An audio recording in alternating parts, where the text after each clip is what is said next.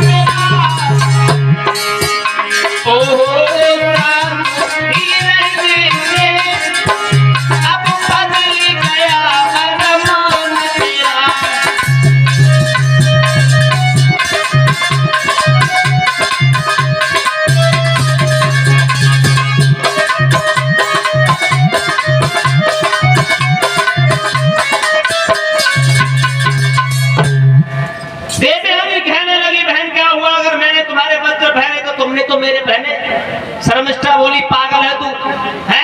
अरे तेरा पिता सुबह से शाम तक हमारे पिता के दरवाजे पर कौवा और कुत्ते जैसी नजर को लगा के बैठा रहता है, और तोरा इतना बड़ा अरमान हो गया कि तूने मेरे वस्त्र पहन लिए, ऊपर से मुजोरी कर रही है।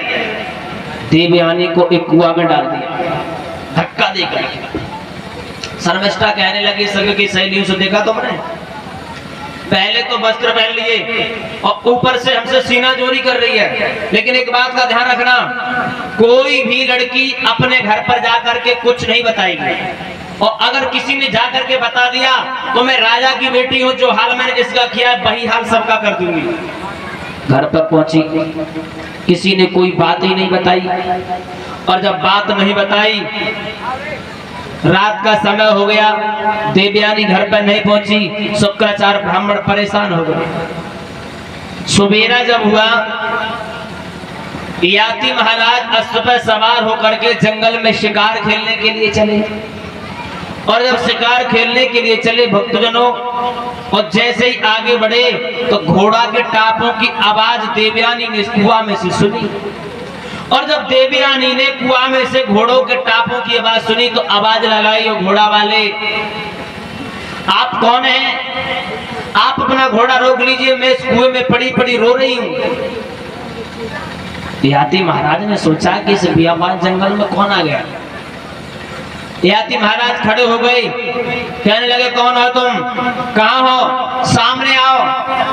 देवयानी बोली, महाराज मैं कुएं में पड़ी हुई हूँ।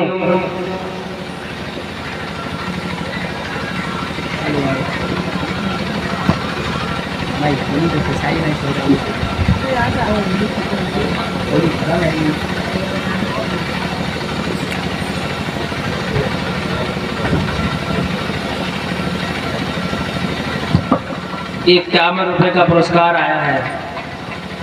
श्रीमान दीपेंद्र कुमार यादव एडवोकेट और प्रवेश कुमार यादव उत्तर प्रदेश पुलिस, वो होली के बारे में लिखा। अब हमें लगता है होली जब तक है तब तक जीवित ना रहे।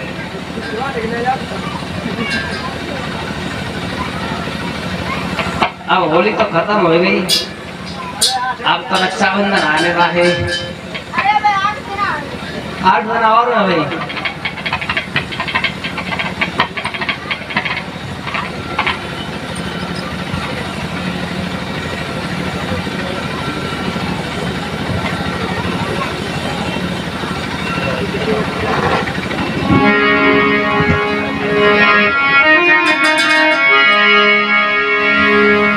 एक लान